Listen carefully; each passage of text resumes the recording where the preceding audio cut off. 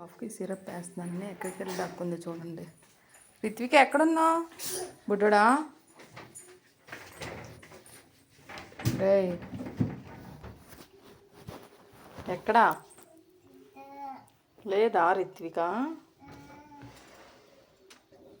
Array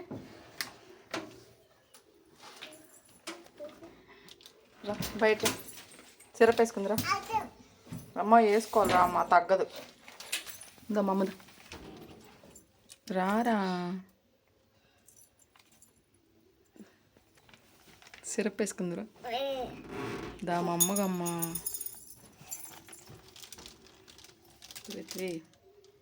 రేయ్ బయటికి రా, అట్లా పడుకోకూడదు. ఇదే నీ బీరువానే ఏంటి?